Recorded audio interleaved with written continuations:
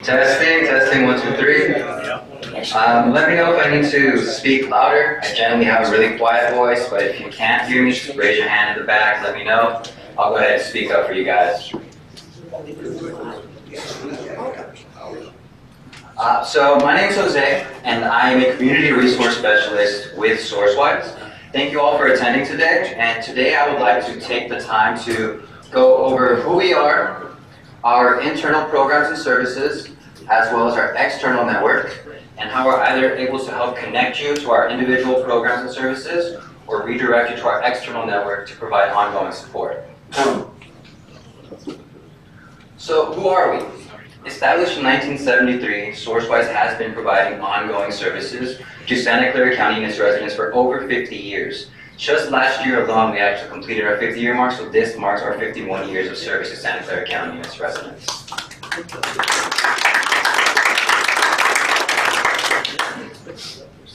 Out of the 33 existing area agencies on aging within California, only 6 of those are 501c3 nonprofits, in which our Sourcewise happens to be. And that's one thing we are very proud of because, as mentioned, there are only 6 of those existing within California itself.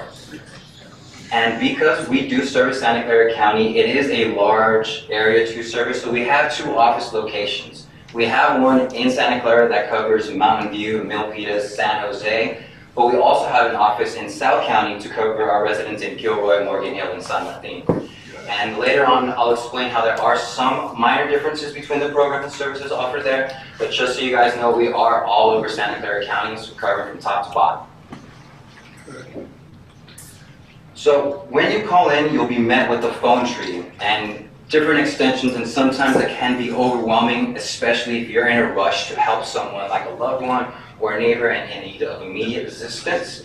We usually suggest just go ahead and press option 1, save your guys the trouble of having to listen through each individual extension, and connect with a community resource specialist like myself or any one of my colleagues, in which we will have a conversation, and I will get to know a better understanding of the situation that's either going on between you, your loved one, family member, or friend. And based off of the information you guys share with me, we can either create an individualized list of referral lists for yourself or for your loved ones, which you guys can go on to use to assist you. It'll be prepared with contact information such as the location of the organization, business hours, a description of their services, as well as their contact details, all at your hands, right, ready to go. Let me get it. Okay. On screen, you'll see the individual programs and services that we offer here at Sourcewise. Just a general understanding, as you can see, this is what I was talking about, that phone tree. When you call in, you will be prompted with each individual program.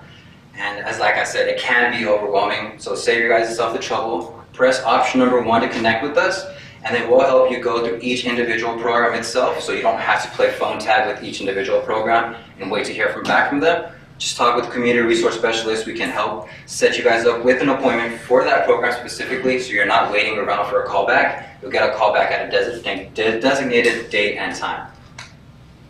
So now I'm going to go in depth over each of our individual programs and services.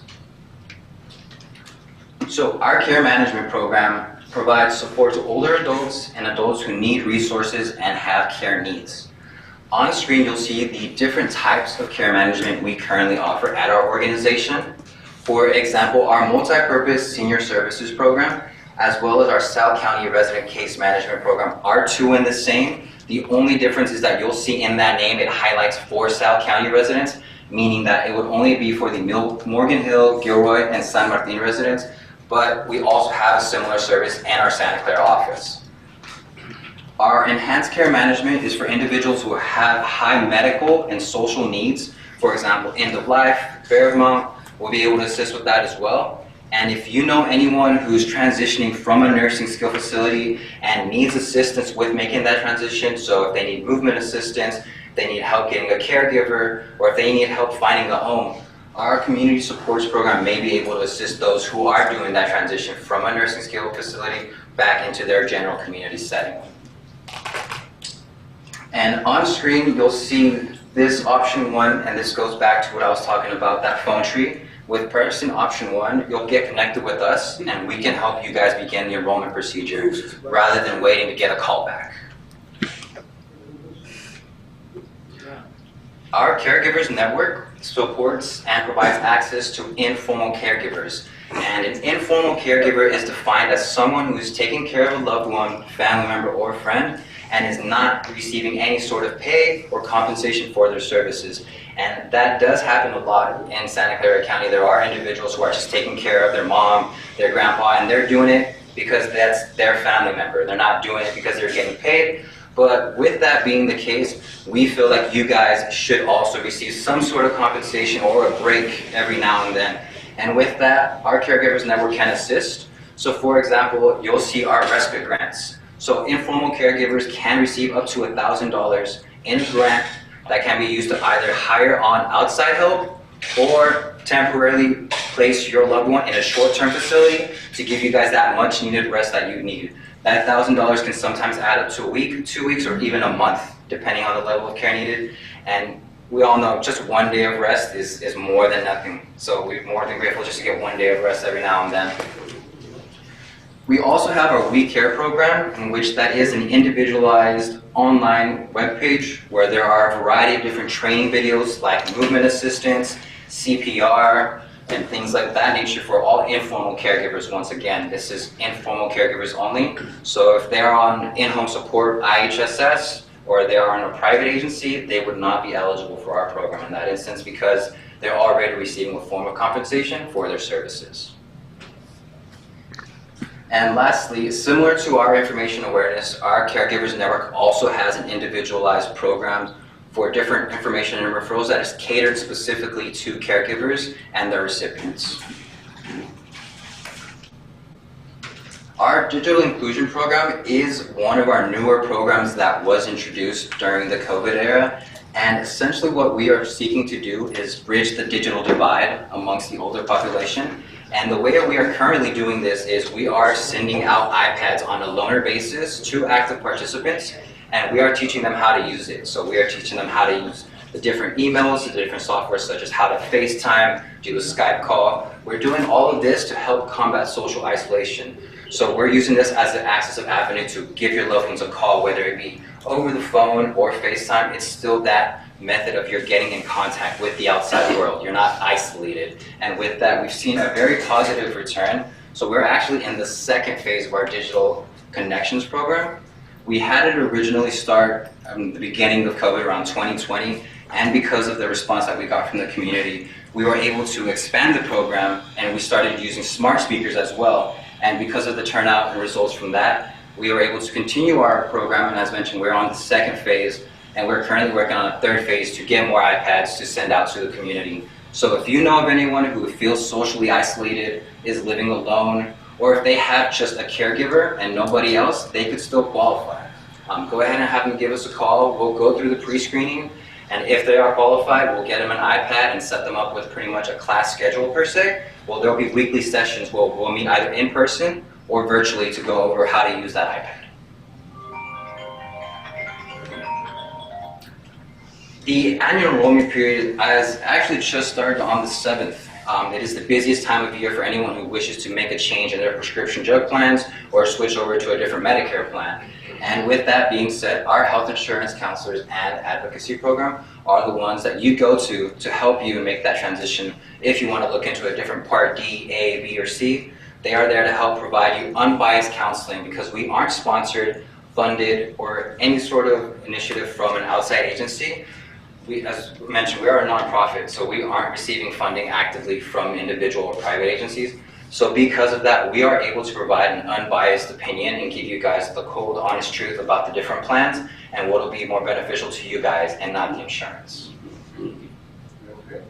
So currently, as I mentioned, with the enrollment period going on, we are actively seeking for counselors and the volunteers. And what we'll do is we'll provide you guys the extensive background training you'll need to know in order to become familiar with Medicare itself.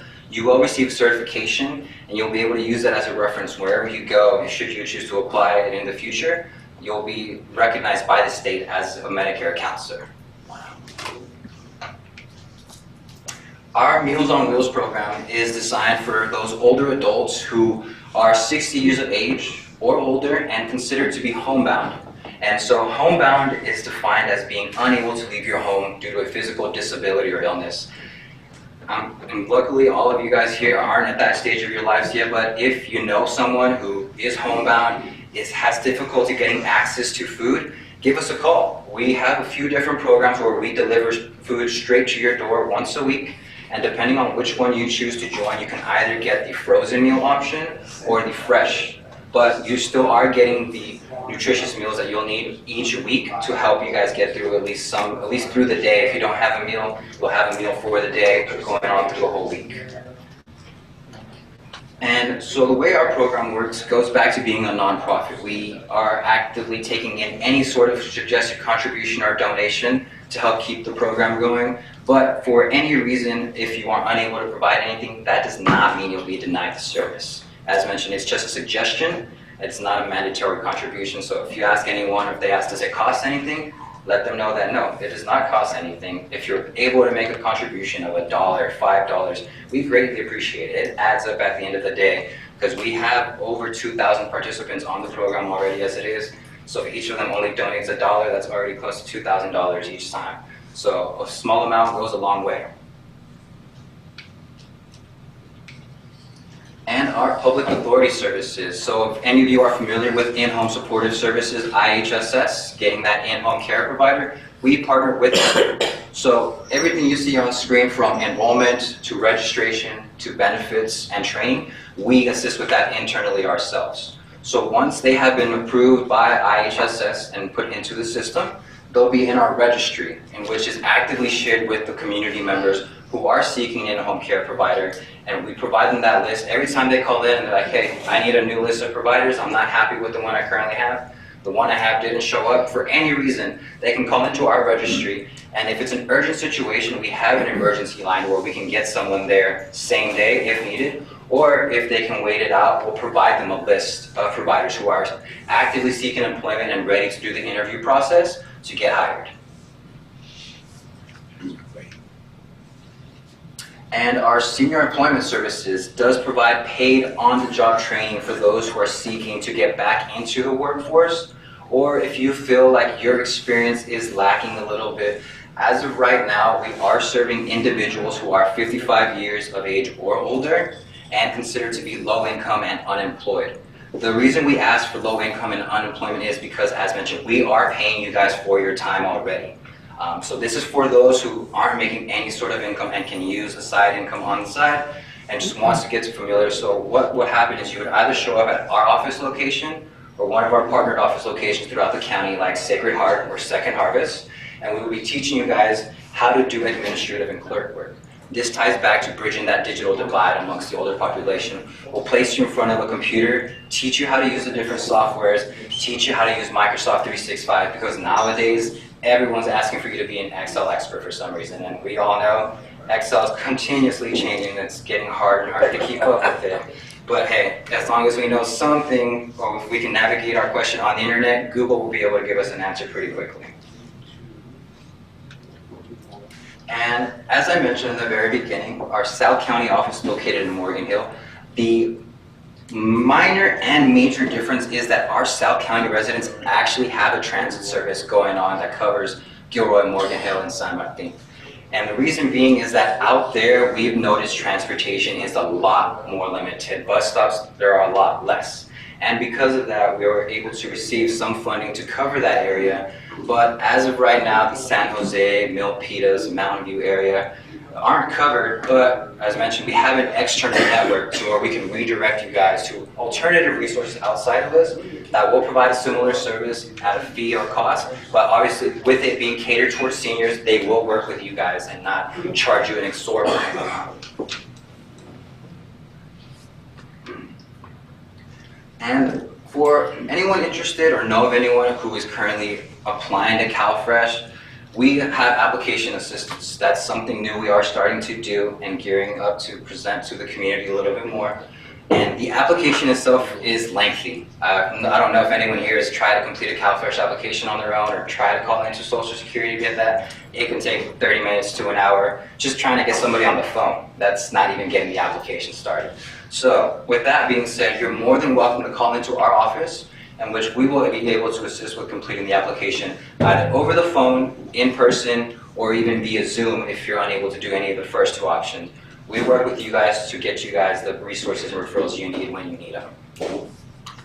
And there are instances, for example, where people have applied to CalFresh and they've gotten a notification that you qualify for $15. And what is $15 going to do, especially in Santa Clara County? So in instances like those, we assist you guys with providing continuous support and additional resources. Should we not be able to fight back and get you a higher amount, we'll redirect you to alternative resources like free grocery deliveries, pre-prepared options, or even financial assistance.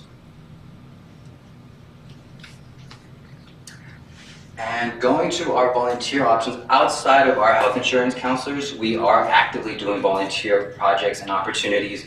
For example, our home beautification project is where we go out to the community and we assist those who are unable to do everyday activities. So they need their lawn mowed, if they need help fixing some sort of mechanical equipment or lifting heavy objects. We have partnered with San Jose Community College and gotten a group of college students who are actively helping go out to the community to assist the senior community to do those things as well. And then something that's a little less labor intensive, but it's also a way to give back, is our ambassadors program. And this is where we give calls to active seniors on our Meals on Wheels program. And this goes back to them being homebound. They're isolated from the world. And this is a call where we call in and check in on them, have a conversation, see how they're doing, ask how their day's going.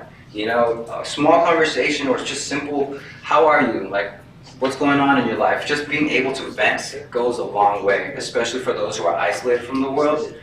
That's what our ambassador programs are there to do. They're there to help seniors vent or at least connect with the outside world in some way, shape, or form. And now our external network. So these are some things that we may not be able to offer internally, or we may, but for example, you don't meet the criteria for the age, the income, or the insurance. So we are able to help connect you to on-screen, but not limited, these are just a few, our different adult daycares, different educational resources and training for caregivers, fall prevention resources as well, and legal services, elder protection, and health and nutrition. Those are just a few categories on the left-hand side. And on the right-hand side, you'll see the different agencies and organizations that we've provided funding to in order for them to provide these services to the county. And this is ongoing. We're continuously doing this throughout the year. We're always taking in new applications to see who's interested in being on this list. And we're always looking to accept new people because, as mentioned, we're trying to help the community out to the best of our abilities. And there are times where we may not have access to every resource in the county. And just someone reaching out from the blue at a random organization can go a long way, because there are seniors who need resources that we don't even know of, that someone can call in and let us know that, hey, I just came to Santa Clara County, I'm a new transit service, or I'm a new in-home dialysis treatment center, for example. Then we will be able to go through our application for inclusion and get them in our system to ensure that, as mentioned, they're going to be helping the community out to their best of their abilities and not to what they're going to benefit from.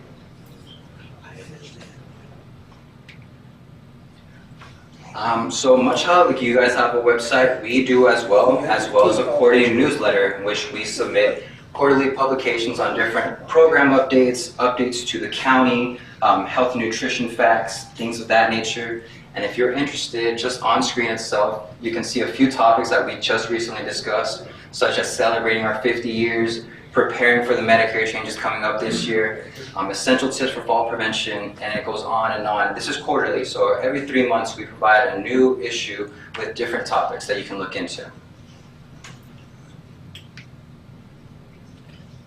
And should you choose to follow us online, on screen you'll have all of our different social medias as well as our contact details and locations for both our office locations as well.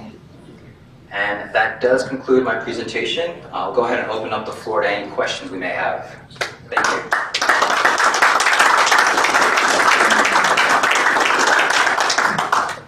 Question. Do you source new caregivers that are... Thank you. Do you source new caregivers that are independent caregivers today for folks that can help with the system that you have in place? Yes, we do. We actually, in Santa Clara County, caregivers are one of the categories in which we are struggling to keep up with the community. So we are always actively seeking in caregivers, whether you're a private or independent and you just want to go out and get back into the workforce, it's even better than you have experience. So yes, we're actively screening and taking in caregivers all the time. Thank you. Thank you.